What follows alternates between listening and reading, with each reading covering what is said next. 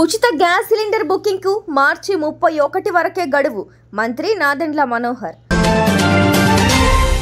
రోడ్డుకు అడ్డంగా పశువులు, కాన్వాయ్ ఆపిన సీఎం రేఖా గుప్తా. రాష్ట్రంలో పెరిగిన ఎండల తీవ్రత, వాతావరణ శాఖ హెచ్చరిక. పార్లమెంట్లో చావా స్పెషల్ షో, ప్రధాని మోదీ, కేంద్ర మంత్రులు హాజరు. దీపం 2.0 పథకం తొలి గ్యాస్ సిలిండర్ కోసం మార్చి 31 వరకే సమయం ఉందని ఆంధ్రప్రదేశ్ పౌర సరఫరాల శాఖ మంత్రి నాదెండ్ల మనోహర్ తెలిపారు. మహిళలకు ఏడాదికి 3 ఉచిత గ్యాస్ సిలిండర్లు ఇస్తామన్న హామీని కూటమి ప్రభుత్వం నిలబెట్టుకుందని చెప్పారు. ఇప్పటి వరకు 98 లక్షల మంది తొలి ఉచిత గ్యాస్ సిలిండర్లను వినియోగించుకున్నారని చెప్పారు పౌర సరఫరాల శాఖ మంత్రి నాదెండ్ల మనోహర్. వెస్ట్ ఢిల్లీలోని హైదర్పూర్ ఫ్లైఓవర్పై ఢిల్లీ సీఎం రేఖా గుప్తా ప్రయాణించారు. ఆ సమయంలో పశువులు నడి రోడ్డుపై తిరుగుతూ వాహనాల రాకపోకలకు ఆటంకం కలిగించగా ఆమె కాన్వాయ్ ఆపారు. కారు దిగి ఆవులను అక్కడి నుంచి తరలించారని అధికారులను ఆదేశించారు. ఢిల్లీ రోడ్లపై పశువుల సంచారం ఎక్కువై వాహనదారులు ఇబ్బందులు పడుతున్నారన్నారు. గోశాలలకు 40 కోట్ల రూపాయలు కేటాయించారు.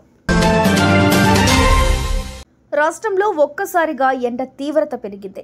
రాబోయే 4 రోజుల పాటు రాష్ట్రంలో గరిష్ట ఉష్ణోగ్రతలు సాధారణం కంటే 2 నుంచి 3 డిగ్రీల సెల్సియస్ ఎక్కువగా నమోదవుతాయని హైదరాబాద్ వాతావరణ కేంద్రం తెలిపింది.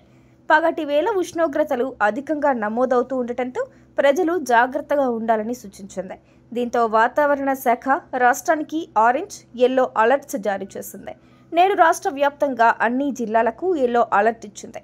మరో 4 రోజులు ఉత్తర తెలంగాణలోని పలు జిల్లాలకు ఆరెంజ్, మిగతా జిల్లాలకు ఎల్లో అలర్ట్ ఉండనుంది.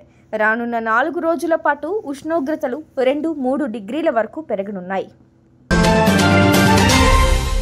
మరాఠా యోధుడు సంభాజీ మహారాజ్ జీవిత కథ ఆధారంగా రూపొందిన చిత్రం చావాను ఈరోజు పార్లమెంట్లో ప్రదర్శించనున్నట్లు తెలుస్తోంది.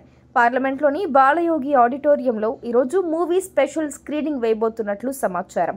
ఈ చిత్రాన్ని వీక్షించేందుకు ప్రధానమంత్రి నరేంద్ర మోదీ, కేంద్ర మంత్రులు, పార్లమెంటు సభ్యులు హాజరవుతారని తెలుస్తోంది.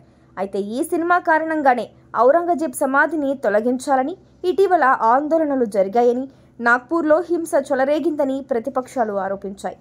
మతపరమైన ఉద్రిక్తతలకు కారణమైనటువంటి సినిమాను పార్లమెంట్లో ప్రదర్శించడమేంటని ప్రతిపక్ష సభ్యులు ఆగ్రహం వ్యక్తం చేస్తున్నారు.